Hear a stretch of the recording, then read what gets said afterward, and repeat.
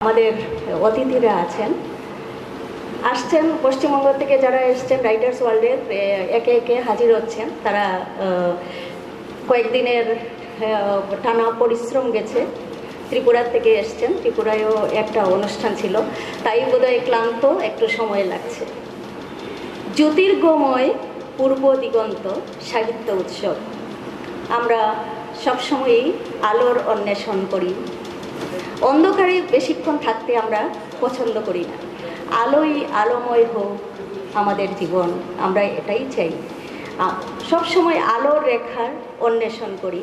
তাই বোধহয় আমাদের স্যার, সবার প্রিয় স্যার, আসাম বিশ্ববিদ্যালয়ের প্রাক্তন উপাধ্যক্ষ তপোধীর ভট্টাচার্য স্যার যখন শুনলেন যে এই অনুষ্ঠানটা করব আমরা নতুন দিগন্ত প্রকাশনীর থেকে ও পশ্চিমবঙ্গের বিখ্যাত লেখকদের সংগঠন রাইটার্স ওয়ার্ল্ডের সহযোগিতায়, তখন তার কাছে গেলাম যে স্যার আপনার সহযোগিতা লাগে।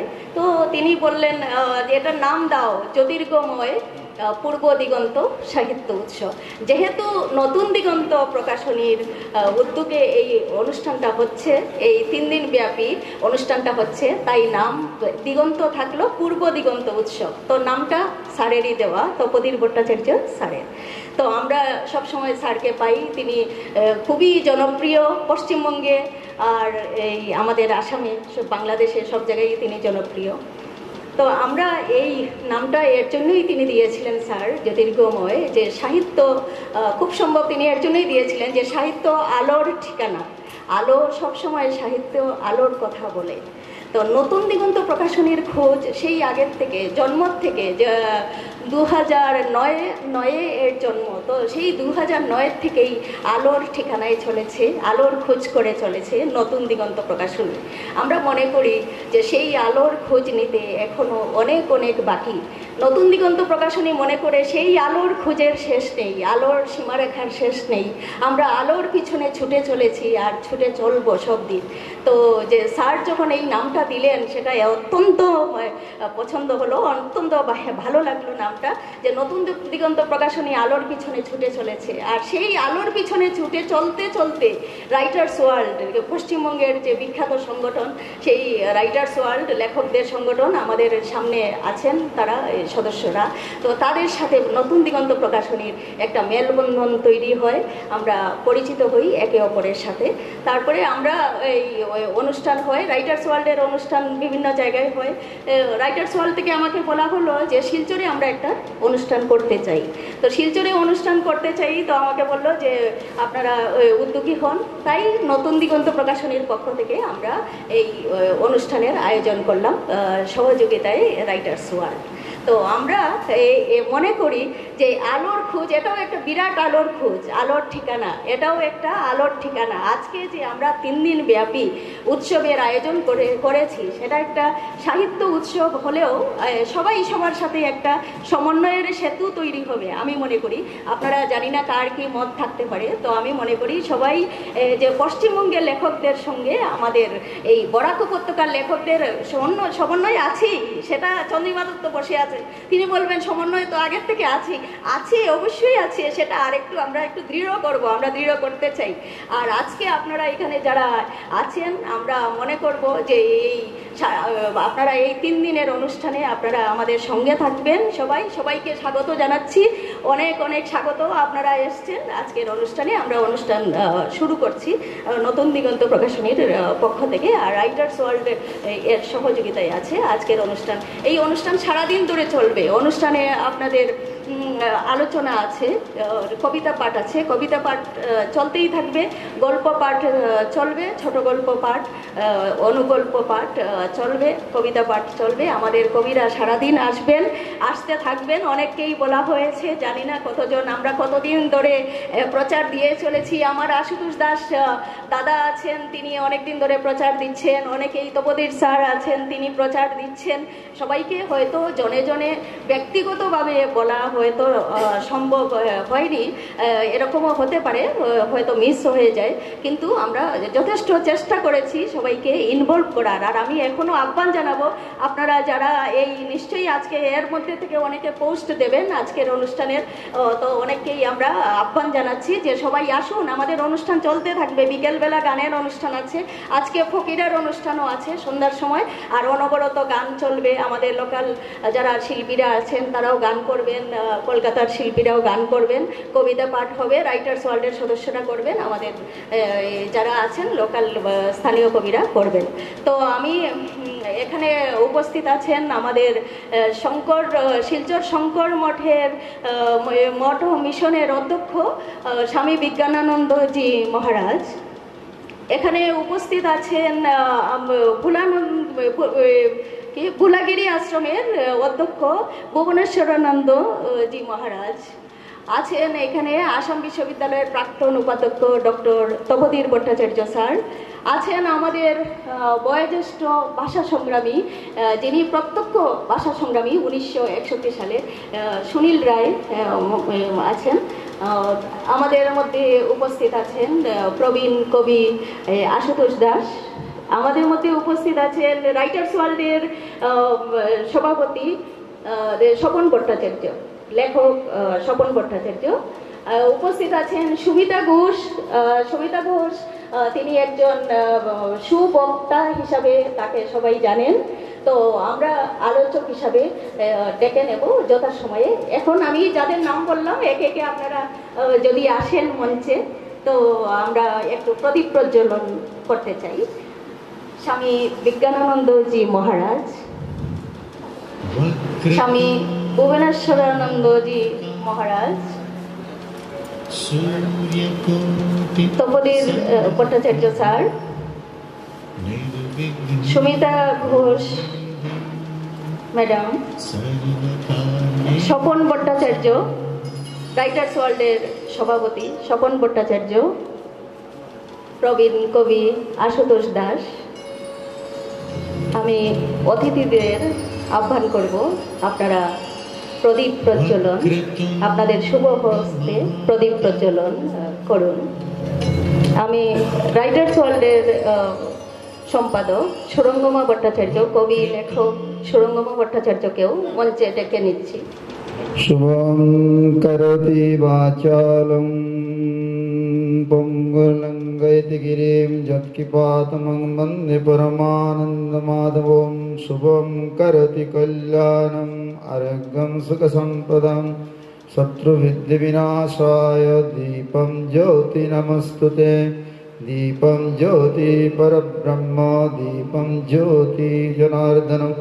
দীপ জ্যোতি হরতি পাপং ব্রহ্মদীপং নমস্তুতে। ওম শান্তি শান্তি শান্তি।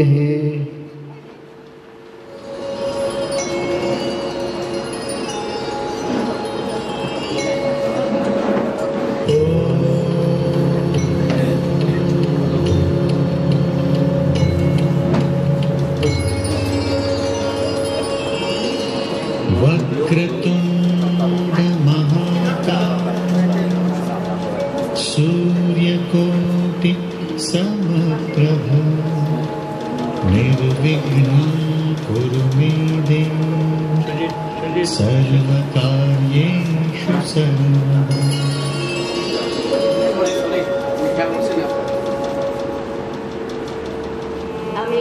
আমাদের মিশনের অধ্যক্ষ স্বামী বিজ্ঞানানন্দজি মহারাজকে মঞ্চে আসার জন্য প্রথমেই তাকে আমরা বরণ করে নেব। বিজ্ঞানানন্দজি মহারাজকে বরণ করার জন্য আমি কবি রুনা নাথকে অনুরোধ করছি।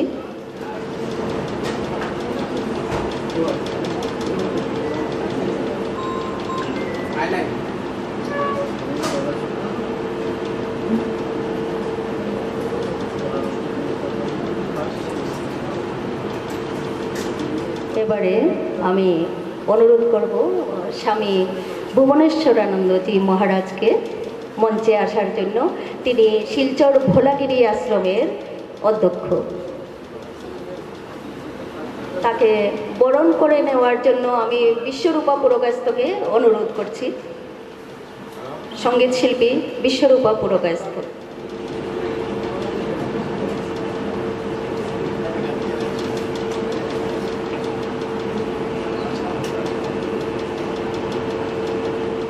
আমি আমাদের অতি প্রিয় লেখক কবি ডক্টর তপোদীপ ভট্টাচার্যকে অনুরোধ করছি। আপনি একটু কষ্ট দিয়ে দিচ্ছি, মঞ্চে বসানো যাচ্ছে না, বারবার একটু আসা যাওয়া করতে হচ্ছে। আমি বরণ করে নেওয়ার জন্য কবি সত্যজিৎ নাথকে অনুরোধ করছি, ডক্টর তপোদীপ ভট্টাচার্য স্যারকে বরণ করে নেওয়ার জন্য নতুন দিগন্ত প্রকাশনীর পক্ষ থেকে। सर्वकार्येषु सर्वदा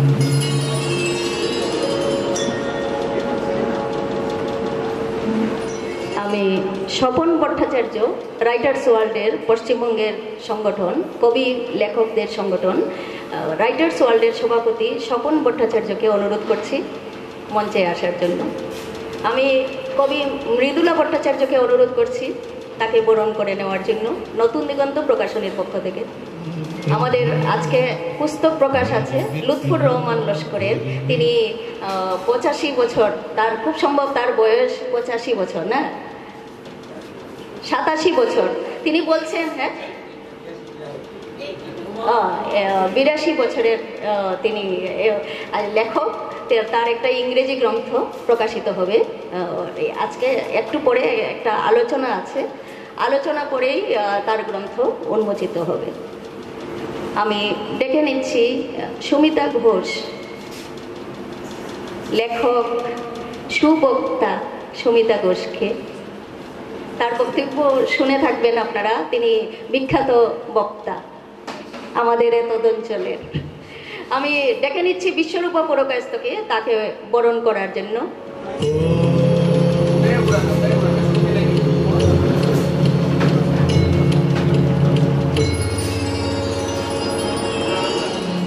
আমি সুনীল রায় মহাশয়কে ডেকে নিচ্ছি, তিনি 1961 সালের ভাষা সংগ্রামী, প্রত্যক্ষ ভাষা সংগ্রামী ছিলেন, আর 1972 সালেরও তিনি প্রত্যক্ষভাবে জড়িত ছিলেন ভাষা আন্দোলনের সঙ্গে। আমাদের ভাষা আন্দোলনের কথা আপনারা সবাই জানেন, পশ্চিমবঙ্গ থেকে যারা এসছেন। একাদশ শহীদ হয়েছিলেন 1961 সালে, 1972 সালেও একজন হয়েছিলেন, শহীদ হয়েছিলেন, 1986 সালেও দুজন শহীদ হয়েছেন আমাদের বাংলা ভাষার জন্য। আমি ডেকে নিচ্ছি এবারে রুনা নাথকে, কবি রুনা নাথকে, সরি রুনা পালকে।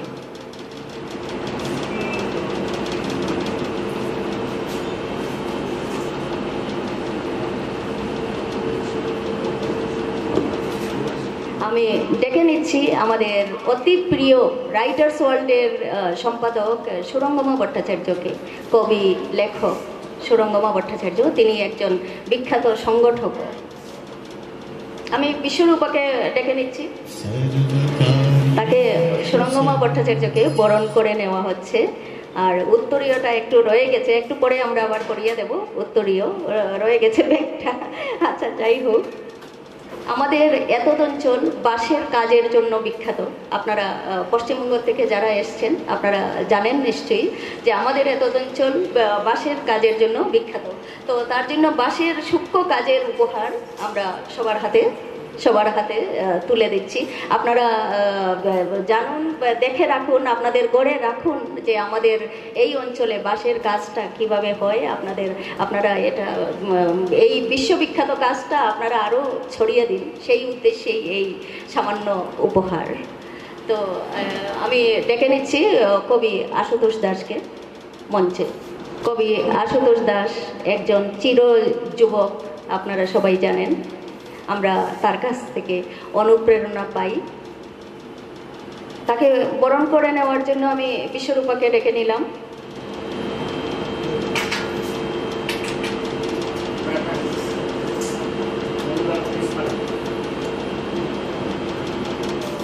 এবারে আমাদের আলোচনা আছে একটা, যে বরাক উপত্যকার সাহিত্যের গতি প্রকৃতি নিয়ে। তো প্রথমেই আমি এই আমাদের দুজন যে সাধু মহারাজ আছেন তাদেরকে বলবো যে তারা একটু তাদের বক্তব্য বলে দেবেন, তারপরে আমরা আমাদের আলোচনাটা শুরু করব। তো আমরা তাদের বক্তব্য শুনে নিতে চাই। একে একে আমি স্বামীজিদেরকে মঞ্চে আহ্বান করছি। স্বামী বিজ্ঞানানন্দজি মহারাজ তিনি কিছু বলবেন আমাদের উদ্দেশ্যে। শান্তকারং ভুজগশয়নং পদ্মনাভসুরেশং বিশ্বদ্বারং গগনসদৃশং মেঘবন্ধং শুভঙ্গং লক্ষ্মীকান্তকমলনয়नं যোগীবিদ্যানগম্যं বন্দে বিষ্ণুं ভবহারং সর্বলোকৈকনাথং। ওম বক্রতুণ্ডং মহাকায় सूर्यकोटि समप्रभ निर्विघ्नं कुरु मे देव सर्वकार्येषु सर्वदा। सरस्वती नमस्तुभ्यं वरदे कामरूपिणि विद्यारम्भं करिष्यामि सिद्धिर्भवतु मे सदा। ज्योतिर्गमय पूर्व दिगंत उत्सवेर आजके এই শুভ উদ্বোধনী দিবসে আমাদের মাঝে মঞ্চে সমাসীন আছেন ডক্টর তপোধীর ভট্টাচার্য, প্রাক্তন উপাচার্য আসাম বিশ্ববিদ্যালয়।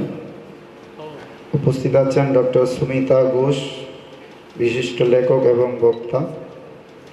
আরও মঞ্চে উপস্থিত আছেন স্বপন ভট্টাচার্য, কলকাতা রাইটার্স ওয়াল এর সংগঠনের সভাপতি। উপস্থিত সুরঙ্গমা ভট্টাচার্য, সম্পাদক এবং লেখক।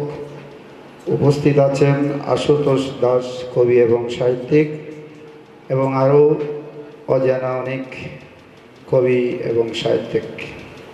সকলকে শুভেচ্ছা, অভিনন্দন এবং সাধুবাদ জ্ঞাপন করছি। তমসু মা জ্যোতির্গময় মৃত্যুর মা অমৃতম গময় আবিরাবি মাহিদি। আমাদের উদ্দেশ্য জ্যোতির দিকে ধাবিত হওয়া, যেখানে আমরা গেলে আর এই পৃথিবীতে ফিরে আসতে হয় না, যেখানে চন্দ্র সূর্য আলো কিছুরই প্রকাশ পাওয়া যায় না। না তদ্বাসিত সূর্য না সকাংশ না পাপক যদ্গন্তা ন নিবেদন্তে তদ্দাম পরমম। সেই দামের উদ্দেশ্যে, জ্যোতির উদ্দেশ্যে আমাদের লক্ষ্য। এই জ্যোতি গময় পূর্ব দিগন্ত উৎসব যিনি নাম দিয়েছেন, অত্যন্ত আমি ওনাকে ধার্মিক মনে করব, কারণ এটা বেদের যে সার নির্যাস কথা, তুমি জ্যোতির্ময় পুরুষের সন্ধান করো। সেই পুরুষের সন্ধানে আমাদেরকে একদিন না একদিন যেতেই হবে। তো প্রাচীন যুগ থেকে, আজ থেকে প্রায় এই সাহিত্য প্রায় 1300-1350 বছর ইতিহাস। এই 1300-1350 বছর ইতিহাসে আমরা প্রাচীন যুগ, মধ্যযুগ এবং বর্তমান আধুনিক যুগে আমরা এসেছি। এই আধুনিক যুগে কবি, সাহিত্যিক, লেখক যারা লিখছেন, যারা সেই মনের আত্মা থেকে যারা উপলব্ধি করে লেখনীর মধ্য দিয়ে বিভিন্নভাবে, বিভিন্ন ভাষায়, বিভিন্ন ধারায় তারা আত্মপ্রকাশ করছেন। এই জগৎ কল্যাণে তারা নিজেকে সৃষ্টির রহস্যগুলো বিভিন্নভাবে কলমের তুলিতে লিখে মানুষকে সৎ এবং চরিত্রবান করে তোলার যে আগ্রহ ওনারা প্রকাশ করছেন, সেটা কবি, সাহিত্যিক, লেখক যারা রয়েছেন তাদেরকে আমরা ধন্যবাদ জানাচ্ছি যে বর্তমান এই যুগে মানুষ তার প্রথমে মনুষ্যত্ব জ্ঞান অর্জন করা প্রয়োজন। মানুষ যখন মনুষ্যত্ব জ্ঞান হারিয়ে ফেলে তখন সে আর মানুষ হিসাবে থাকে না, সে মানুষ হয়েও সে পশুত্বভাবে জীবনযাপন করে। তা পশুত্ব লইয়া জন্মায়, কিন্তু মানুষ মনুষ্যত্ব লইয়া জন্মায় না, তাকে অর্জন করতে হয়।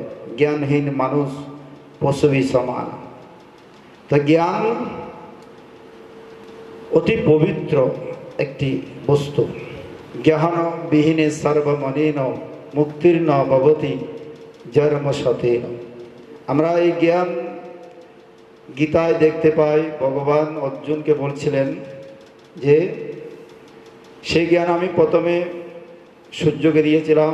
ইমম বিবস্বতে যোগম ভক্তবান হমব্যয়ম বিবস্বান মনবে বাহু মনোরিক্ষা ক্রমে ভবিত এবং পরম্পরা প্রাপ্ত ইমম রাজস্বয় বিদু সকালে নয় মহতা যোগ নষ্ট পরন্তপ।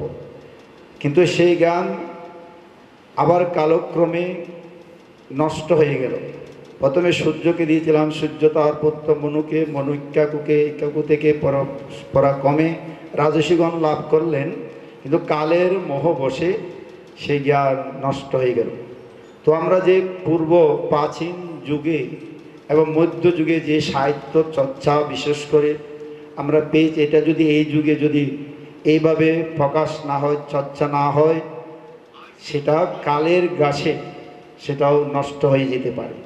তা সাহিত্য প্রেমী মানুষ, তাদের মন অনেক উদার হয়, উদাসীন হয়, তারা সমাজের হিতার্থে কল্যাণে তারা সবসময় কাজ করে।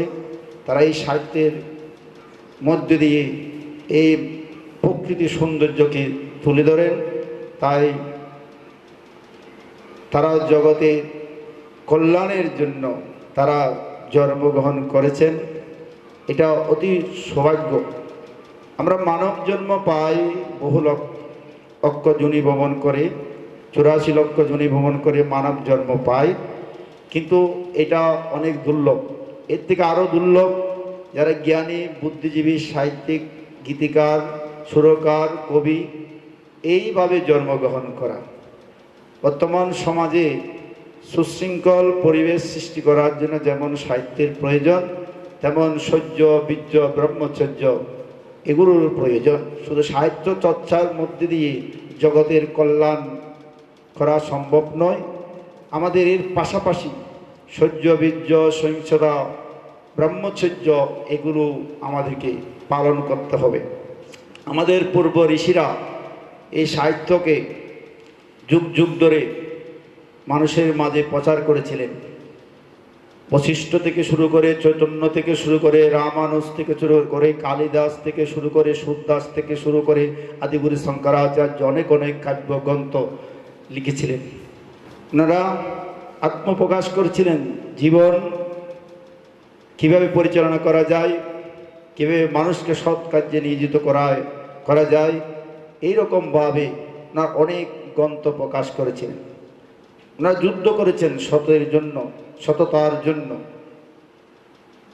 বিশ্বব্যাপী ওনাদের আজকে যে গ্রন্থ, যে সাধনার যে গুহ্য রহস্য ওনারা প্রচার করে গেছেন, লিখে গেছেন, সেটা সমস্ত পৃথিবীকে একটি সুন্দর এবং কল্যাণকর দিক নির্দেশন বলা যায়। তাই আজকের এই পবিত্র শুভ দিনে আমরা এখানে ঐক্যবদ্ধ হতে পেরেছি। আমাদের লক্ষ্য থাকবে এই সাহিত্যের যেন বিকাশ হয়, মানুষ যেন সাহিত্য চর্চা করে। আজকে বিভিন্ন জায়গায় আমরা শিক্ষা অঙ্গনে দেখতে পাই বিভিন্ন সন্ত্রাস, তাদেরকে এই সন্ত্রাসের পথ থেকে আমরা ফিরাতে হবে। অনেক মানুষের জীবন নেশাগ্রস্ত অবস্থায় একমাত্র সাহিত্যই দিতে পারে তাদেরকে সঠিক পথ নির্দেশক। যুব সমাজ ধ্বংসের দিকে আজকে বিভিন্ন দেশে বিদেশে আমরা দেখতে পাই কলেজে অস্ত্র সন্ত্রাসী কার্যকলাপ তাদের হাতে বই থাকার কথা ছিল, তাদের হাতে আছে এখন অস্ত্র। এটা একমাত্র যারা বইপ্রেমী, যারা সাহিত্যিক, তারাই একমাত্র লিখনির দ্বারা তাদেরকে সুন্দর জীবন উপস্থাপন করাতে পারে। শুধুবিন্দু তাই, আজকে যারা উপস্থিত আছেন, যাদেরকে পেয়ে আমরা অত্যন্ত আনন্দিত, অনাকাঙ্ক্ষিতভাবে আজকে এখানে এসেছি। অনেক দূর দূরান্ত থেকে কবি, সাহিত্যিক, লেখকরা এসেছেন, তাদেরকে সাধুবাদ জ্ঞাপন করছি, ধন্যবাদ জ্ঞাপন করছি এবং শুভেচ্ছা জ্ঞাপন করে আজকে এই সংক্ষিপ্ত বক্তব্য এখানে সমাপন করছি। সর্বে স্বাং মঙ্গলং ভূয়াৎ, সর্বে সন্তু নিরাময়া, সর্বে ভদ্রাণি পশ্যন্তে, মা কচ্চিৎ দুঃখভাগ ভবেৎ। ওম শান্তি শান্তি শান্তি। ধন্যবাদ স্বামী বিজ্ঞানানন্দজি মহারাজ। আপনারা জেনে থাকবেন শিলচর শঙ্কর মঠ ও মিশন অনবরত তারা সামাজিক কাজ করে চলেছে। সারা বছরই তারা সামাজিক কাজ করে থাকেন, কল্যাণকর কাজ। আর স্বামী বিজ্ঞানানন্দজি মহারাজ বিভিন্ন সামাজিক সংস্থার সঙ্গেও সরাসরি যুক্ত না হলেও তিনি তাদের আহ্বানে, সবার আহ্বানে সাড়া দেন এবং তিনি অত্যন্ত গুণী ব্যক্তিত্ব, সুন্দর বক্তব্য রাখেন, জ্ঞানী মানুষ। তো আমি ডেকে নিচ্ছি স্বামী ভুবনেশ্বরানন্দজি মহারাজকে তো কিছু সংক্ষেপে বলার জন্য। আমাদের স্বামীজিদেরকে আমি আগে ডেকে নিচ্ছি, কারণ তারা এসেই বলেছিলেন, অনেকক্ষণ আগে এসেছিলেন, তারা সবার আগে তারা এসছেন, তার জন্য আমি তাদেরকে আগেই ডেকে নিচ্ছি। আর তাদের আশ্রম ছেড়ে এসছেন তারা। তো এবারে ভুবনেশ্বরানন্দজি মহারাজ, তারপরেই আমরা আমাদের আলোচনা চলে যাব।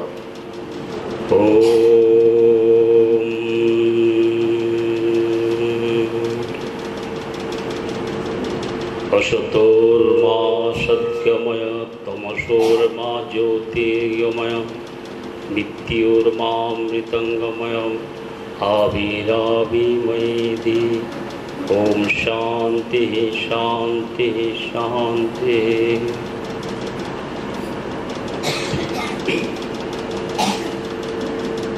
आज के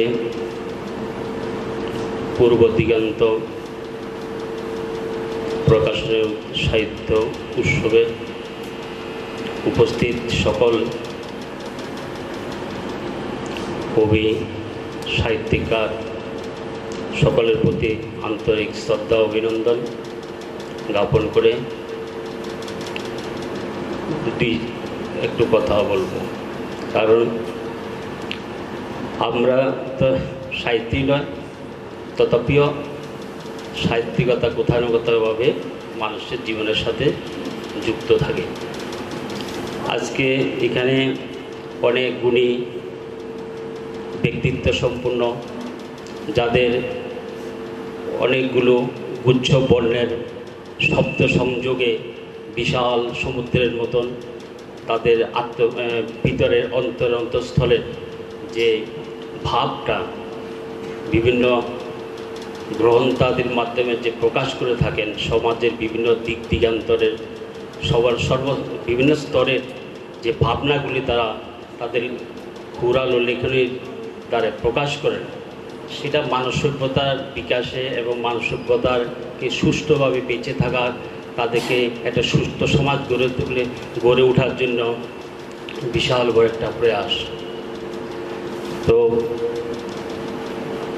এই সাহিত্য মানুষকে পূর্বে একটু আগে আমাদের বিজ্ঞানানন্দজি বলেছিলেন যে পূর্বেও আমাদের সাহিত্যটা ছিল, সেটা আমাদের ঋষিরা মুনিরা সেটা বিভিন্নভাবে তখনকার সময়ে যে ভাষা, সেই ভাষায়, সেই সভ্যতায়, সেই সংস্কৃতি, সেই পরিবেশের উপর দাঁড়িয়ে যেটা আমরা বলতাম দেবতাদের ভাষা, সেই ভাষায় বিভিন্ন গ্রন্থাদির মাধ্যমে একটা সাহিত্যিকের মতো রূপ চলছে। সেখানে যেমন চারিত্রিক, তেমন সামাজিক, তেমন মানবিক, এবং সমস্ত মানুষের সত্যকে জেনে সুন্দর জীবন পরিচর্যার জন্য তখনকার সময়ে সেটা সেভাবে রচিত হয়েছিল, যেটাকে আমরা আজকে আমাদের ভাষায় আমরা ধর্মগ্রন্থ আদি বলে থাকি।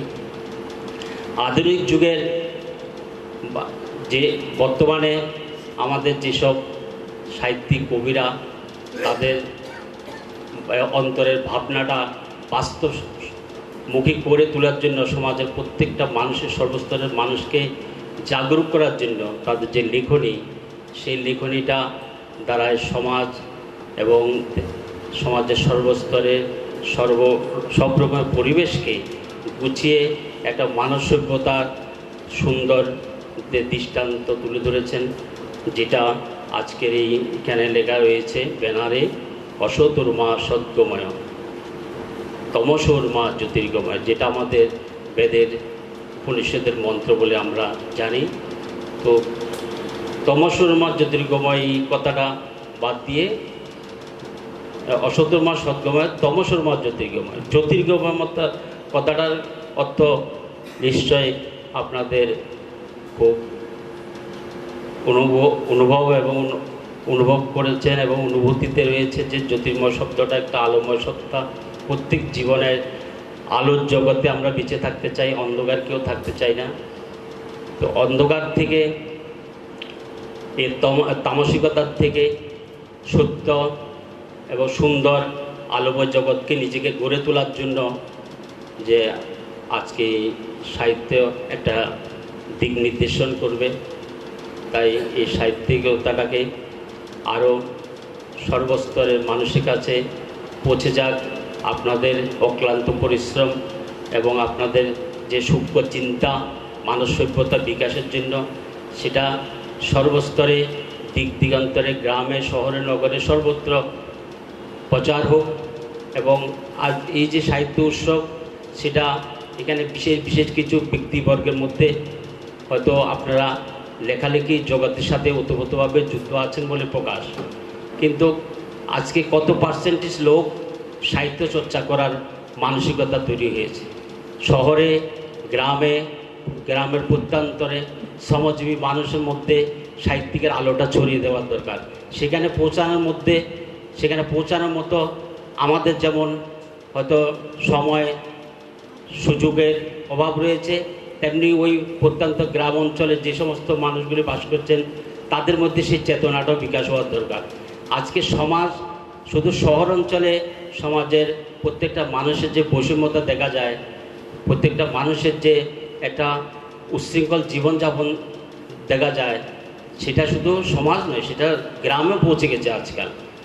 তাই প্রত্যেকের স্তরে সাহিত্যের চর্চা, কবিদের চিন্তাভাবনা, সেগুলি দিক দিগান্তরে এবং শহরে এবং গ্রামের প্রত্যন্ত অঞ্চলে সেগুলি সেই ভাবনাকে প্রকাশ পাক, সাহিত্য চর্চার বিপুল জনপ্রিয়তা গড়ে উঠুক, এইটুকু আলোচনা রেখে সকলকে, সমস্ত উপস্থিত সকল কবি, সাহিত্যিক এবং গুণী বিজ্ঞজনদের প্রতি শ্রদ্ধা জ্ঞাপন করে আমার এই ক্ষুদ্র আলোচনাটুকু সমাপ্ত করলাম।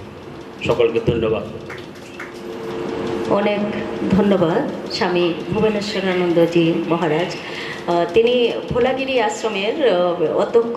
এই শিলচর ভোলাগিরি আশ্রমও বিভিন্ন সংস্থার সঙ্গে জড়িত আছে। আর ভুবনেশ্বরানন্দজি মহারাজ সমাজ কল্যাণমূলক কাজে সবসময়ই জড়িত থাকেন। আমরাও বিভিন্ন অনুষ্ঠানে তাকে পাই। তিনিও, আমরা ভোলাগিরি আশ্রম আর শঙ্কর মঠের সঙ্গে নতুন দিগন্ত প্রকাশনী সারা বছরই জড়িত থাকে বিভিন্ন কাজকর্মে। তো অনেক ধন্যবাদ স্বামীজিদেরকে। আপনারা কি কিছু গ্রহণ করবেন না? তো একটু বসে যান, আচ্ছা একটু বসে যান, আমাদের অনুষ্ঠান একটু দেখে যান। তো আমি এবারে আলোচনা শুরু করব। আমাদের এবারে আলোচনার বিষয় হলো বরাক উপত্যকার বাংলা সাহিত্য সৃষ্টি ও মননের অপর পরিসর। তো এই সাবজেক্টে আলোচনার জন্য আমি মঞ্চে এভাবে ডেকে নিতে পারছি না, কারণ মঞ্চটা ছোট, একসঙ্গে সবাইকে ডাকতে পারছি না। তো আমি একজন একজন করে ডেকে নেব। একে একে ডাকার মধ্যে আমি প্রথমেই কবি চন্দ্রিমা দত্তকে ডেকে নিচ্ছি। তিনি সবচেয়ে ভালো বলতে পারবেন বরাক উপত্যকার বাংলা সাহিত্য সৃষ্টি ও মননের অপর পরিসর এই ব্যাপারে। তো আমি কবি চন্দ্রিমা দত্তকে ডেকে নিচ্ছি। প্রস্তুত লাগবে না? প্রস্তুতি লাগবে না, তুমি যা জানো সেটাই বলবে দিদি। আমি বিশ্বরূপা পুরকায়স্থকে অনুরোধ করছি, তুমি একটু বরণ করে নাও কবি চন্দ্রিমা দত্তকে।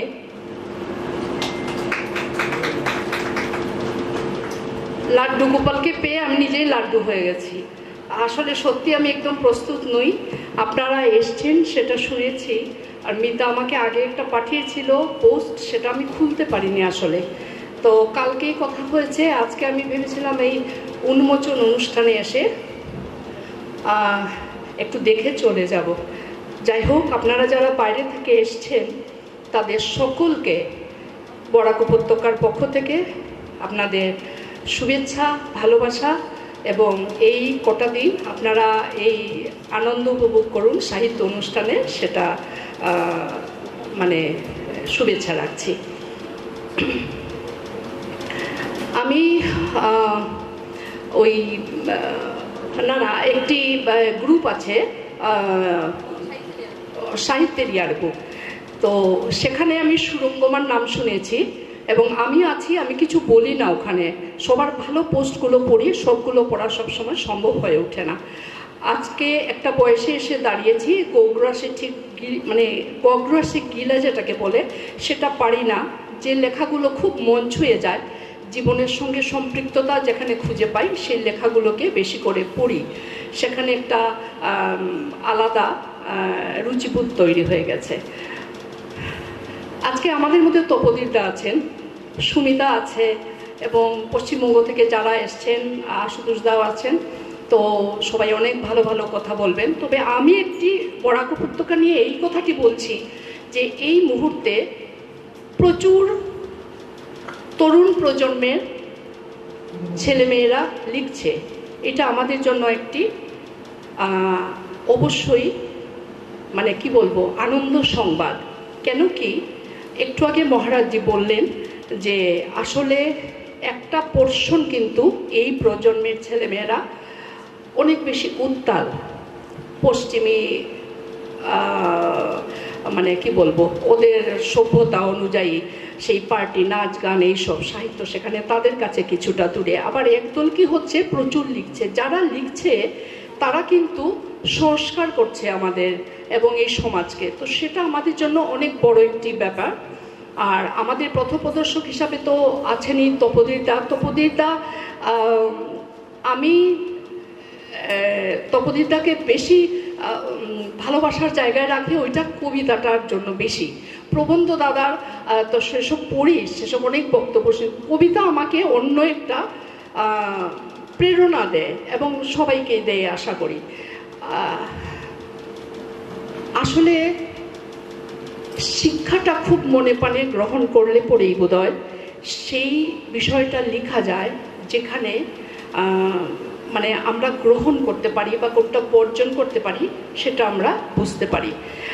আমাদের আরেকটি সুখবর যে আমাদের এখান থেকে তরুণ কবি সাহিত্য একাডেমি পুরস্কার, যুব পুরস্কার পেয়েছে, সেটাও আমাদের জন্য অনেক একটি গর্বের, ভালো লাগার বিষয়। এই সময়ে দাঁড়িয়ে আমি মনে করব যারা কলম হাতে আছে, যারা তরুণ প্রজন্মের কথা বলছি, যারা অক্ষর চাষী, প্রচুর লেখা হোক, আমাদের মন মানসিকতা নিয়েই এই সমাজটা সুস্থ থাকুক। আমরা আলোর কথা এখন বলা হয়েছে অনেক, আসলে আলোটাই শেষ কথা। জীবনের এক একটা পর্যায়ে এক একটা ঝড় তুফান, ঝড় বাদল, বৃষ্টি সব কিছু আসে, কিন্তু একটি একাকী নৌকা বহু দূরে দাঁড়ানো থাকে, তার মধ্যেই একটি আলো থাকে, ওই আলোটার দিকেই আমাদের যেতে হবে। আমি আপনাদের ঠিক গুছিয়ে ঠিক বলতে পারলাম না, কারণ মিতা আমাকে সবসময় এই সমস্যাটা করে, আমি উপস্থিত থাকলেই সে আমাকে মঞ্চে ডাকবে, আমি মঞ্চে বলার মতো মানুষ নই। সকলকে আরেকবার ভালোবাসা, আমার শুভেচ্ছা জানাই। আপনারা বরাক ভ্যালিতে এইবার যে এলেন, এবং আমি আশা করবো আপনারা বারে বারে আসবেন, সবসময় অনুষ্ঠানের জন্য নয়, শীতে আসবেন। আর আমাদের 19 মে প্রোগ্রামে আপনারা আসুন, বেশি করে জানুন, আমাদের 19-এর আলোকে আপনারা বিভিন্নভাবে ছড়িয়ে দিন। 21-এর আলো, 21শে ফেব্রুয়ারি আলো যেরকম ছড়ানো, 19-এর আলো সেভাবে ছড়িয়ে যাক। আমি বিভিন্ন কবিতা উৎসবে গেলে সে কথাটি বারবার বলে আসি। হলদিয়া কবিতা উৎসবে আমি তমালিকা পণ্ডাশেরকে বলেছিলাম যে 21শে ফেব্রুয়ারি আপনাদের অনেক কিছু করেছেন, পার্ক বানিয়েছেন, অনেক কিছু করেছেন, আপনারা অন্তত একটা ক্যালেন্ডার বানান 19শে মেকে নিয়ে, বরাক উপত্যকার যা শিল্প সংস্কৃতি আছে সেগুলো নিয়ে জানান, মানুষ জানবে, বুঝবে। তো যাই হোক, আসলে ভাষা তো এক, আমরা তো বাংলা ভাষার সন্তান, তো সেখানে বাংলা ভাষা ছড়িয়ে পড়ুক, সেখান থেকে সেই লেখাগুলো থেকে আলো ছড়িয়ে পড়ুক এই প্রার্থনা করছি। আর মিতাকে আমার অশেষ অশেষ ধন্যবাদ। মিতা আমার সবচেয়ে ভালো লাগার জায়গা যে ব্যবসার জায়গা থেকে, যেখানে বাঙালিরা অনেক সময় পিছিয়ে থাকে, সেখানে মিতা কিন্তু ওর বই পত্রপত্রিকা প্রকাশের মতো দিয়ে নতুন দিগন্তকে একটা অন্য জায়গায় নিয়ে যাচ্ছে। এবং মিতার এই যে চলার পথটা, এবং আরেকটা জিনিস হচ্ছে মিতার কি বলবো, দৃঢ়তা। সামনে বেশি কিছু বলে না, কিন্তু সে তার চলার পথটা ঠিক মতো এগিয়ে যাচ্ছে। তো সেই জন্য মিতাকে আপনাদের সকলের সামনে আরেকবার অনেক অনেক শুভেচ্ছা ও ভালোবাসা জানাচ্ছি। অনেক ধন্যবাদ চন্দ্রিমাদি। চন্দ্রিমাদির কাছ থেকে আমরা অনুপ্রেরণা পাই। তিনি সদা হাস্যময়ী, সব সময় তিনি হাসি মুখে থাকেন। আর সবাইকে আমরা যারা আছি আমরা সবাই তার কাছ থেকে হাসি, তার কাছ থেকে আমরা হাসিতে সংক্রমিত হই। তো এবারে আমি ডেকে নিচ্ছি রাইটার্স ওয়ার্ল্ড থেকে সুরঙ্গমা ভট্টাচার্যকে। বরাক উপত্যকার বাংলা সাহিত্য সৃষ্টি ও মননের অপর পরিসর নিয়ে আপনি যা জানুন একটু বলুন। আপনারা এসছেন, তো আপনাদের কাছ থেকেও আমরা কিছু শুনতে চাই। আর আমাদের তো বলবেনই, তপদীপ স্যার বলবেন, সুমিতা ঘোষ বলবেন, তো আপনি যা জানেন একটু বলে দিন। নমস্কার সবাইকে, আমার শুভকামনা, অভিনন্দন এবং ভালোবাসা জানাচ্ছি। ছোটবেলা থেকেই আমাকে আমার সতীর্থরা বলতো আমি অকুত ভয়। সেই অকুত ভয় বলেই এই সাংঘাতিক একটা বিষয় আমাকেও বলতে বলেছে। আমি কিছুই জানি না, সবিনয়ে বলছি। এর পরের বারে যখন আসবো তখন বরাক উপত্যকা সম্পর্কে অনেক পড়াশুনো করে, এবং সব থেকে বড় কথা বরাক সাহিত্য পড়ে তারপর আসবো। এই বিষয়ে রাইটার্স ওয়ার্ল্ড থেকে বলার কথা শান্তনু সরকার। তিনি কি এসেছেন এখানে? শান্তনু সরকারকে বরাক উপত্যকা বিষয়ে রাইটার্স ওয়ার্ল্ডের তরফ থেকে আমরা বলতে বলেছি। ফলে আমি যখন উঠেইছি তখন আমি আমার দু কথা বলে নেমে যাব। অধ্যাপক তপদীপ ভট্টাচার্য স্যার, উনি রাইটার্স ওয়ার্ল্ডের একটি সেমিনারে গিয়েছিলেন সূর্য সেন মঞ্চে। এই যে আমাদের কেন্দ্রীয় সরকার দ্বারা যে বিষয়টি মধ্যে দিয়ে উনি গেছেন তার বর্ণনা, অভিজ্ঞতা আমাদেরকে তিনি ওখানে গিয়ে জানিয়ে এসেছেন। সেই থেকে আমরা স্যারকে চিনি এবং রাইটার্স ওয়ার্ল্ডের তরফ থেকে তাকে শ্রদ্ধা জানাচ্ছি। আমরা রাইটার্স ওয়ার্ল্ড এবং নতুন দিগন্ত মিতা আজ 3 বছর ধরে যৌথভাবে কাজ করছি, এটা আপনাদের জানানো দরকার। সেটা সম্পূর্ণতই কলকাতাতেই হয়েছে। এবছর আমরা রাইটার্স ওয়ার্ল্ডের যে বার্ষিক উৎসব হয় সেটি করেছিলাম ডুয়ার্সের হলংয়ে, এবং আমাদের ইচ্ছে আমরা পশ্চিমবঙ্গের বিভিন্ন জেলায় বা এই যেভাবে মিতা করছেন এরকম যদি বাঙালি অধ্যুষিত রাজ্যগুলিতে আমরা পৌঁছতে পারি। এর আগে আমরা আগরতলায় এরকম একটি অনুষ্ঠান করে এখানে এসেছি, এবং আমরা চাইব আমাদের মধ্যে এই ভ্রাতৃত্ব যেন সুদৃঢ় হয় এবং চিরস্থায়ী হয়। আমরা বারে বারে সংস্কৃতির আদান প্রদান যেন করতে পারি। এবার একটু রাইটার্স ওয়ার্ল্ড সম্পর্কে বলি। সেটা হচ্ছে রাইটার্স ওয়ার্ল্ড 17 সালে কবি, সাহিত্যিক, বুদ্ধিজীবী এবং শিল্পী, সমস্ত জগতের শিল্পী সবাইকে নিয়ে আমরা শুরু করেছিলাম পথ চলা। আমাদের প্রথম যিনি সভাপতি ছিলেন দিব্যেন্দু পালিত, বিখ্যাত সাহিত্যিক, এবং তার কিছুদিন পরেই তিনি প্রয়াত হন। তারপরে সভাপতি হন সৈয়দ কাউসার জামাল, কবি, এবং আপনারা সবাই হয়তো তাকে চেনেন নামে বা সামনেও। তারপরে আমাদের সভাপতি হন অধ্যাপক স্বপন ভট্টাচার্য। কিন্তু প্রথম দিন থেকেই এই সম্পাদকের দায়িত্ব আমি পালন করছি।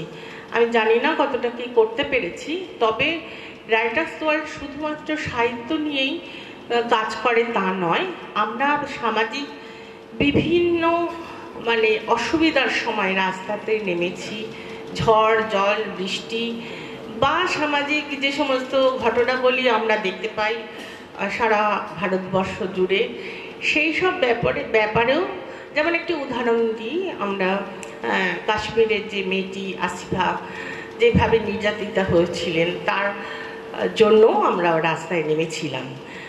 এরকম অনেক সামাজিক কাজ আমরা করে থাকি। এছাড়া আমরা চেষ্টা করি সাহিত্যকে অত্যন্ত সততার সঙ্গে আমরা নিজেদের মতো করে সবার কাছে পৌঁছে দেওয়া, এবং এই সততাটি বিশেষ করে আমরা এখন দেখি যেটি মিতা করছেন, যেটা চন্দ্রিমাদি একটু বললেন, আমিও মিতাকে অসম্ভবভাবে মানে অসংখ্য ধন্যবাদ জানাচ্ছি এই কাজটি করার জন্য সততার সঙ্গে। সেটা হচ্ছে পাবলিকেশনের কাজ। আমাদের পশ্চিমবঙ্গ জুড়ে পাবলিকেশনে অত্যন্ত অসৎ একটা সম্প্রদায় তৈরি হয়েছে। তারা বই প্রকাশের নামে বিভিন্ন প্যাকেজ চালু করেছে এবং সেই প্যাকেজের কোনো মা বাবা নেই অর্থনৈতিকভাবে। কোথাও 300 কপির জন্য 40,000 টাকা, কোথাও 60,000 টাকা, কোথাও আবার প্যাকেজ এই জন্য বলছি এইরকম ধরনের একটি অনুষ্ঠান করে বই প্রকাশ করে এবং তাদের সাহিত্যভিত্তিক কিছু ট্যুর করে লাখ লাখ টাকা তারা ইনকাম করছেন এবং সেই টাকা তারা আত্মসাৎ করছেন বলাটাই ভালো। কারণ যারা প্রেসের কাজ করেন সেই প্রেসকে তারা হাজার হাজার টাকা বাকি রাখছেন। এই যে ঘটনাবলীটা বয়ে যাচ্ছে তার বিরুদ্ধে কিন্তু রাইটার্স ওয়ার্ল্ড প্রধানত তৈরি হয়েছিল এবং আমরা নিজেদের মতো করে পাবলিকেশন যেটা করি, নিজেদের বই আমরা নিজেরা ছাপছি, অনেকজনের বই আমাদের এখান থেকে বেরিয়েছে এবং চেষ্টা করব ভবিষ্যতেও সেটিকে বজায় রাখার। আর আমাদের একটি মুখপাত্র আছে, সেই মুখপত্রটির নাম ভাষাচিত্র। আমরা বছরে একটি করে মুখপত্র বার করি, ইচ্ছে আছে সেটিকে হয়তো 3টে বার করার প্রিন্ট, এবং হয়তো অনলাইন পত্রিকাতেও আমরা যাব। আমরা চাইব আপনারা আমাদের পত্রিকায় লেখা দিন এবং পশ্চিমবঙ্গ অসমের শিলচর বরাক উপত্যকার সাহিত্য নিয়ে আমরা কলকাতাতেও সেমিনার অ্যারেঞ্জ করব, হয়তো ভবিষ্যতে আপনারা যাবেন এবং আমাদের বার্ষিক অনুষ্ঠান যা হবে সেখানে মিতার মাধ্যমে আমরা আপনাদের ডাকবো, আপনারা দয়া করে আসবেন এবং সংস্কৃতি বিনিময় করবেন। এখন এটুকুই রইল, সবাইকে আবার আমার প্রণাম এবং শুভেচ্ছা। অনেক ধন্যবাদ কবি সুরঙ্গমা ভট্টাচার্য, খুব সুন্দর করে তিনি রাইটার্স ওয়ার্ল্ড নিয়ে বলে দিলেন। এবারে আমি ডেকে নিচ্ছি আমাদের প্রিয় স্যার তপোদীপ ভট্টাচার্যকে। তিনি বরাক উপত্যকার বাংলা সাহিত্য সৃষ্টি ও মননের অপর পরিসর নিয়ে বলবেন। দুজন মহিলা বলে দিয়েছেন, এবার আপনি বলুন, তারপরে আবার মহিলা বলবেন, না হলে ঠিক আমাদের পেছনের স্ক্রিনেও ভালো লাগবে না। মহিলা পরে একজন পুরুষ আসুক, তারপরে আবার সুমিতাদি বলবেন। যাই হোক, তুমি ডেকেছো মিতা, অতএব আসতে হলো। প্রথমত রাইটার্স ওয়ার্ল্ডের পক্ষে যারা এসেছেন, মিতা তো সবাইকে স্বাগত জানিয়েইছে, বোঝাই যাচ্ছে। আমি আমার নিজের তরফ থেকেও সবাইকে স্বাগত জানাই। এই যে জ্যোতির্গময়, এটা নিয়ে অনেক কথা বলে গেছেন সাধু মহারাজরা। আমার মতো পাপি তাপি লোক এর মধ্যে কিছু না বলাই ভালো। তবে যেহেতু সংস্কৃত পড়েছিলাম এবং দীর্ঘদিন আপনারা যেখানে আছেন তার খুব কাছের একটা কলেজে আমি 10.5 বছর সংস্কৃতই পড়িয়েছি এবং সম্ভবত ভুলে যাইনি এখনো। তো সেই জন্যে ওই এবার আলোর কথা হোক, এই কথাটা খুব বারে বারেই বলতে ইচ্ছে করে। আমি এখনো বিষয়ে আসিনি, একটু যাকে বলে পায়তারা করছি। তো আসলে এটা নতুন করে বলার মতো নয় হয়তো, কিন্তু চারদিকে নানা কারণে তো অন্ধকার পুঞ্জীভূত, সেখানে আলোর কথা ভাবতেই হয়। এইমাত্র সুরঙ্গমা যেটা বলে গেলেন সে তো আলোরই কথা। আর এই যে বললাম এবার আলোর কথা হোক, এটা আমার কোনো একটি কাব্যগ্রন্থের নাম যেটা আফিফ ফুয়াদ বের করেছিল দিবারাত্রির কাব্য থেকে। একটু নিজের ঢোলও পিটিয়ে নিলাম চান্স পেয়ে। আসলে ঢোল পেটানো নয়, আমরা যারা এখানে বরাক উপত্যকায় বাংলার একটা বৃহত্তর বাংলার, আমি রাজনৈতিক বাংলার কথা বলছি না, আমি বলছি আস্তিত্বিক বাংলার কথা, আমি বলছি সাংস্কৃতিক বাংলার কথা, আমি বলছি চেতনার বাংলার কথা। সেই বাংলার একেবারে পূর্বপ্রান্তিক অঞ্চল আমরা। দুর্ভাগ্যের সঙ্গেই বলছি, খেদের সঙ্গে বলছি যে আমরা যারা এখানে জন্ম থেকে বড় হয়েছি আমরাও নিজেদের খবর ভালো জানি না। 1874 সালে ব্রিটিশ 3টে জেলাকে, এখন অবশ্য সেটা জেলা নয়, হিসেব কষলে মুশকিল, তখন যেটা পরিচিত ছিল বেঙ্গল প্রেসিডেন্সি বলে, যারা একটু একটু খবর রাখেন ধরতেই পারবেন। সেই বেঙ্গল প্রেসিডেন্সি থেকে আমি একটি ক্রিয়াপদ ব্যবহার করছি, জেনে শুনে ছিনিয়ে নিয়ে আসামের সঙ্গে জুড়ে দিয়েছিল। একটা কাছাড়, আজকের কাছাড় নয়, বলতে পারেন বরাক উপত্যকা, কাছাড়, হাইলাকান্দি এবং বদরপুর পর্যন্ত যে করিমগঞ্জ, সেইটে। কেন বদরপুর পর্যন্ত? কারণ বদরপুর পর্যন্ত তখন ছিল সিলেট। আবার বলছি আজকের সিলেট না, আজকের সিলেটে 4টে জেলা, তখন সিলেট জেলা বলতে ওইটাই বোঝাতো, এখন সেটা বাংলাদেশের হিসেবে বিভাগ। আর বাংলাদেশের যেটা উত্তর অঞ্চল, তাদের যেটা উত্তরবঙ্গ, সেই রংপুর, রংপুরের যেটা উত্তর দিকে ছিল গোয়ালপাড়া, সেটাকে ছিনিয়ে নিয়েছিল বেঙ্গল প্রেসিডেন্সি। যেসব লেখাপত্র এইসব নিয়ে, তাতে এটা সগৌরবে বলা থাকে যে বাঙালির কোনো হিন্দু মুসলমান হয় না। তবু বলছি যে হিন্দু হোক আর মুসলমান হোক, ধর্মীয় আচরণের নিরিখে তারা একটা কাজ করে, তারা লেখে, এবং বেশিরভাগই কবিতা লেখে। বাঙালিরা কেন কবিতা লেখে, আমার পাঞ্জাবি বন্ধুরা কেন একটা তরোয়াল ঝুলিয়ে চলেন, আমি এর উত্তর দিতে পারবো না, আমি এসব জানি না। কিন্তু বাঙালিরা কবিতা লেখে, তার বড় প্রমাণ আপনারা পেয়েছেন এইখানে। দেখুন, বরাক উপত্যকায় যেদিন থেকে বরাক উপত্যকা বলে ধারণাটা 47 সালের 15ই আগস্ট, সবাই বলে স্বাধীনতা, আমি বলি না, আমি বলি দেশ ভাগ হয়েছিল, বাঙালির কপাল পুড়েছিল। সেই এবং কতটা কপাল পুড়েছে একটু রাজনীতি করে নি, কি বলেন? এই কিছুদিন আগে বা এখনো বোধহয় চলছে, বাংলাদেশে অন্তর্জাল পরিষেবা বন্ধ। এতে প্রমাণিত হয় আমরা এখনো অনেক দ্বন্দ্ব থেকে বেরোতে পারিনি।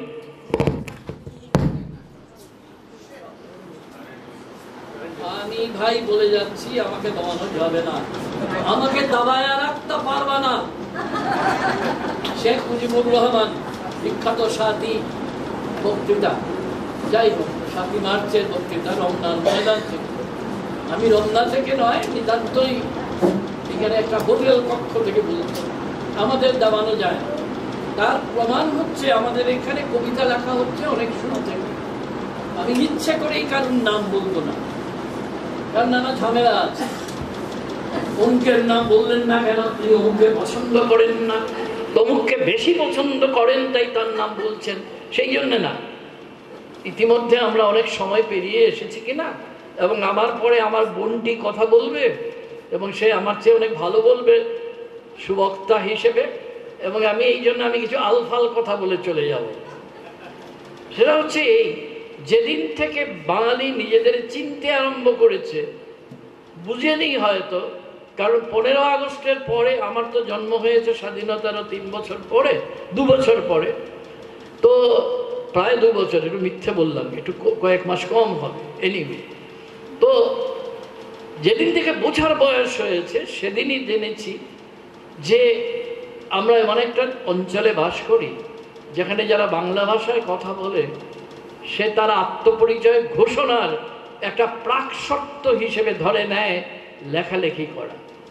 এটা আমাদের আস্তিত্বিক প্রাকশর্ত, এক্সিস্টেন্সিয়াল প্রিকন্ডিশন, যে লিখতে হবে বাপু। লিখলেই সবাই কালিদাস রবীন্দ্রনাথ হয় না, লিখলেই সবাই জীবনানন্দ হয় না, না হোক, কিন্তু লেখাটা আমার আত্মপরিচয়। আমি প্রায় একটু চলে গেলাম আমাদের এই অঞ্চলের সবচেয়ে পরিচিত কবি শক্তিপদ ব্রহ্মচারীর একটি কবিতার পংক্তির কাছাকাছি। যারা জানেন মুচকি হাসুন, কিন্তু বলবেন না, কারণ আমিও বলছি না, জানা থাকলেও বলবো না, ইচ্ছে কি করতে পারবেন আমার। তো শক্তিপদ ব্রহ্মচারীর সেই কবিতার পংক্তির মতো বলছি, আমাদের আত্মপরিচয় হচ্ছে আমাদের কবিতা লেখা। কিন্তু কবিতাই সব নয়। একটা সময় এলো যখন গদ্য লেখাও শুরু হলো এই অঞ্চলে। কবে থেকে সেটা শুরু হয়েছিল?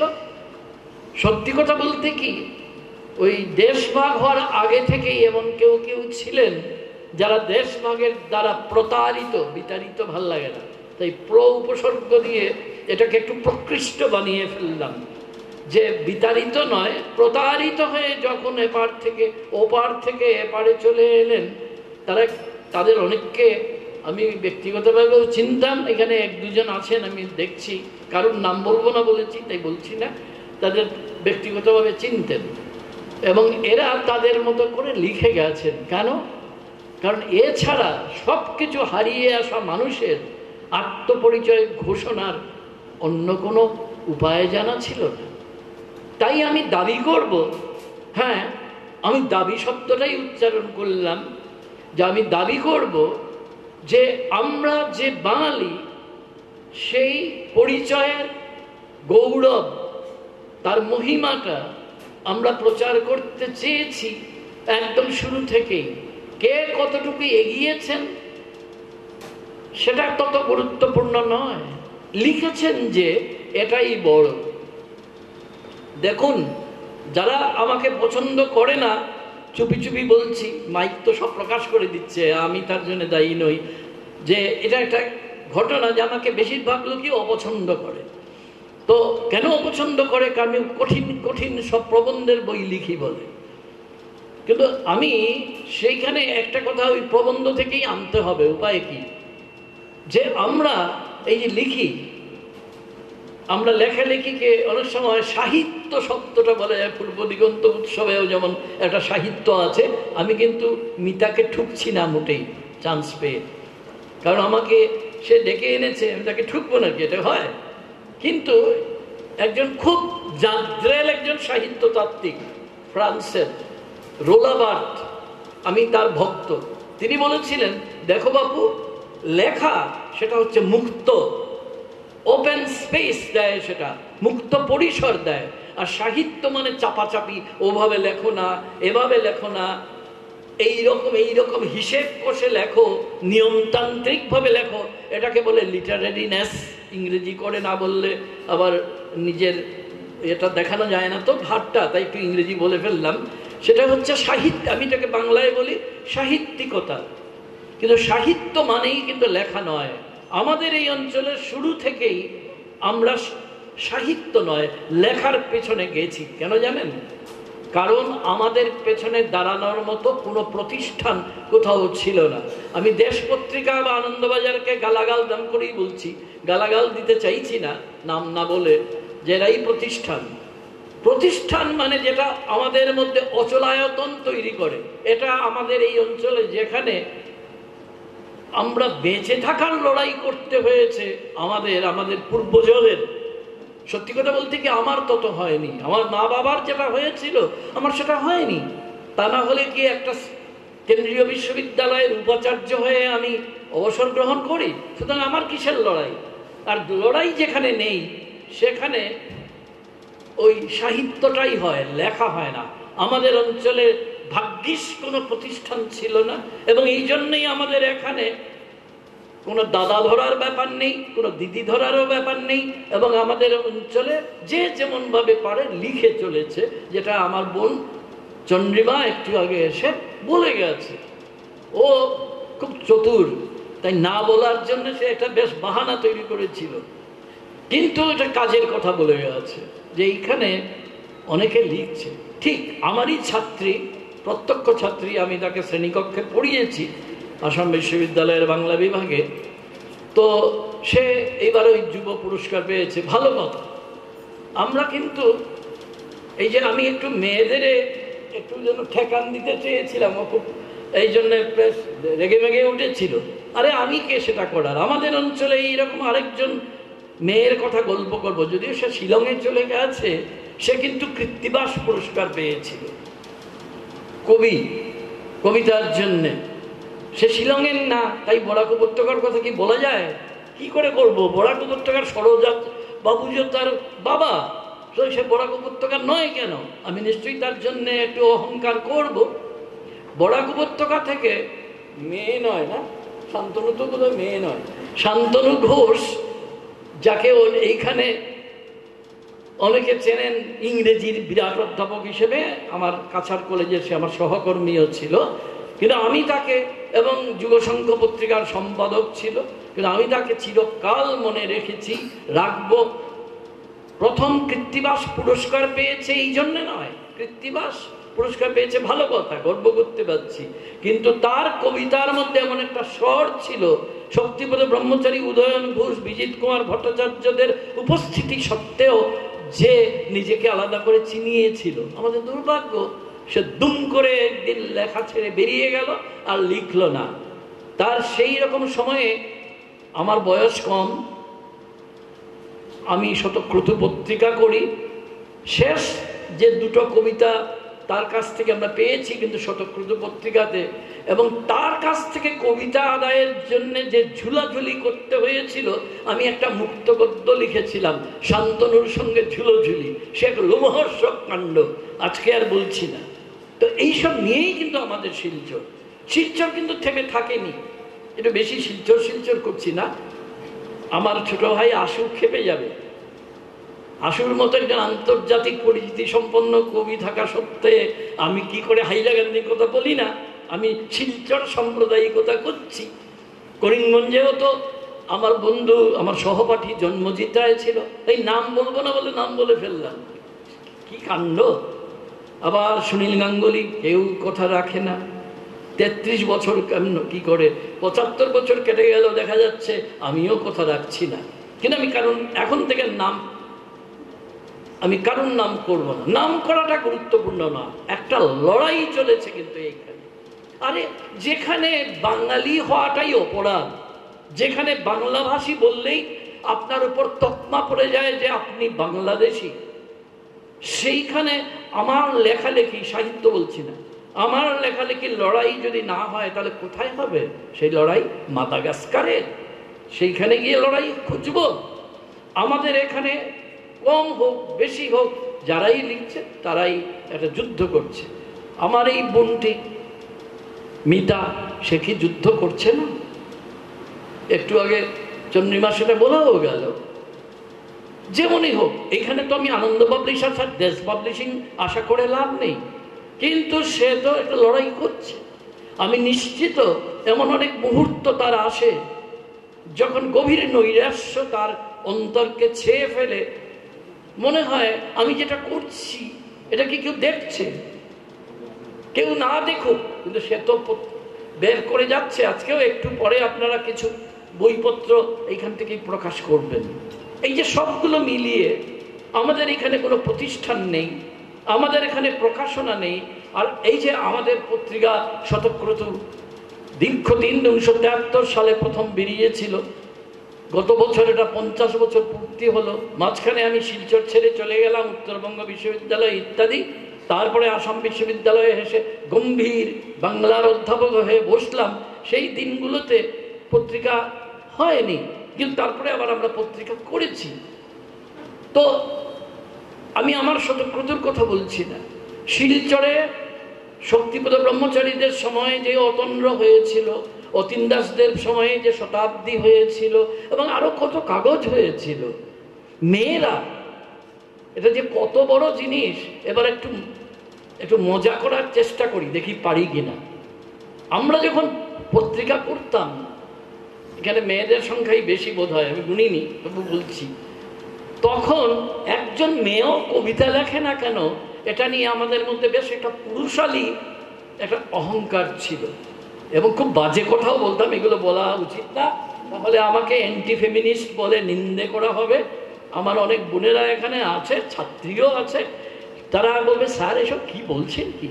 কিন্তু আমরা মনে করতাম মেয়েদের, বলবো যে মেয়েদের মাথায় চুল ছাড়া আর কোনো কোনো চুলে উকুন ছাড়া আর কিচ্ছু নেই।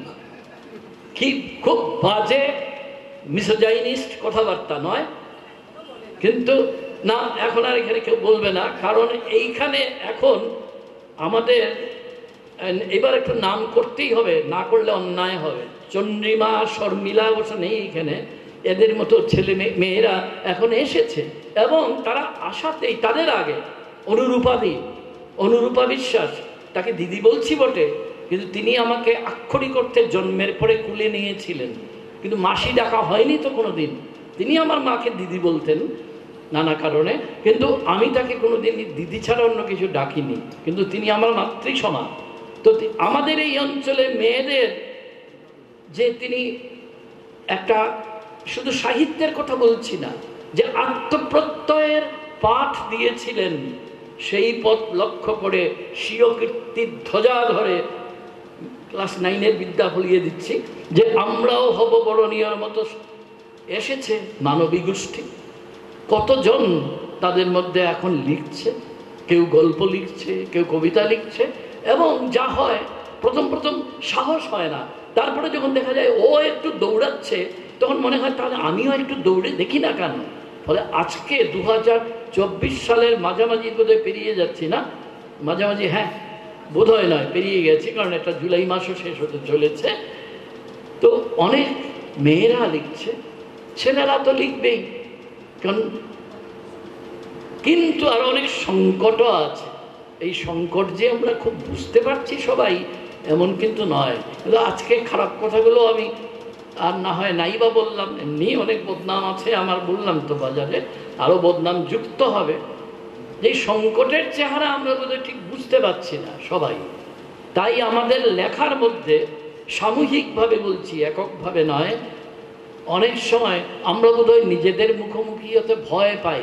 আমি কিন্তু কথাটাকে তার কবজি, এখানে খুব কবজিটা চলে, আমি জানি না কেন বলে, কবজি দিয়ে কি কেউ লেখে?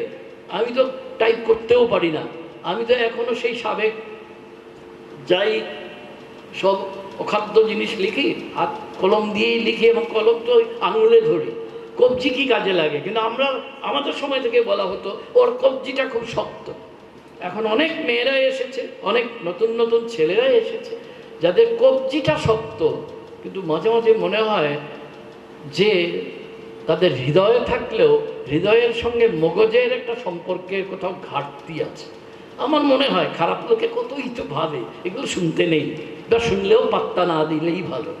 কিন্তু আমি এই কথাটা এই কারণেই বললাম যে এটার জন্যও আমাদের ছেলেমেয়েরা দায়ী নয়। কিন্তু কেন? কারণ আমরা এমন একটা সময়ে জায়গায় আছি যেখানে আমি আজ দাঁড়িয়ে আছি, কাল এখানে আমি দাঁড়িয়ে থাকতে পারবো কিনা, আক্ষরিক অর্থেই আমার জমি ছিনিয়ে নেওয়া হবে কিনা, আক্ষরিক অর্থেই আমার সব অধিকার এক এক করে কেড়ে নেওয়া হচ্ছে। এই জায়গায় এমন অদ্ভুত পরিস্থিতির মধ্যে দাঁড়িয়ে, আত্মপ্রত্যয়হীন একটা অবস্থানে দাঁড়িয়ে লেখা কি সত্যি আসতে পারে? কি যেন বলেছি আমি একটা কথা একটু আগে, যে লেখা মানে হচ্ছে মুক্ত পরিসর। চারদিকে যদি এত বদ্ধতার আয়োজন হয়, এত রুদ্ধতা হয়, তাহলে মুক্ততার কথা আমি লিখলেও তো বানিয়ে লেখা হবে। মুশকিল হচ্ছে কলম হাতে নিয়ে কেউ নিজে চাইলেও মিথ্যে লিখতে পারে না, কলম মিথ্যে সহ্য করে না। আমাদের এই অঞ্চলের ছেলে মেয়েরা, কিংবা এখন আর তো ছেলে মেয়ে না, ভদ্রলোক ভদ্র মহিলা হয়ে গেছেন, না বললে তারা বিরক্ত হবেন যে আমরা কি ভদ্রলোক ভদ্র মহিলা নই, আপনি শুধু ছেলে মেয়ে করে যাচ্ছেন। তো তারা কিন্তু লিখতে চাইলে লিখতে নিশ্চয় পারে, কিন্তু তারা জানে না তার কলমটা শৃঙ্খলিত করার অনেক আয়োজন। আমি সেই জন্যেই তাদের সেলাম করি যে এই শৃঙ্খলিত করার দৃশ্য এবং অদৃশ্য চতুর আয়োজন সত্ত্বেও আমাদের এই অঞ্চলে লেখা হচ্ছে। এবার শেষ কথাটা বলব, শেষ তো নেই, শেষ নাহি যে শেষ কথাকে বলবে, তবু আপাতত শেষ, কারণ তা না হলেও খুব বিরক্ত হচ্ছে আমি এতক্ষণ ধরে বলে যাচ্ছি বলে। তো সেটা হচ্ছে এই, দেখুন আমরা যারা বাংলা ভাষায় লিখি আমাদের মধ্যে কিন্তু একটা আত্মীয়তার মেলবন্ধন হয়ে যাওয়া উচিত, না হলে এটা অন্যায়।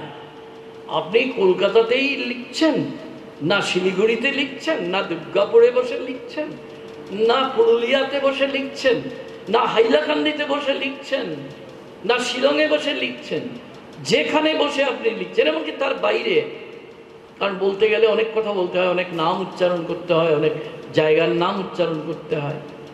তো যেখানেই আমরা লিখি না কেন, আমরা যদি বাংলা ভাষায় লিখি আমাদের মধ্যে একটা অদৃশ্য গ্রন্থি আছেই। এখন কাজ হচ্ছে ওই অদৃশ্য গ্রন্থিটাকে দৃশ্যমান করে না দেওয়া। কারণ আমি তোমার জন্যে, তুমিও আমার জন্যে হও। ধন্যবাদ, নমস্কার।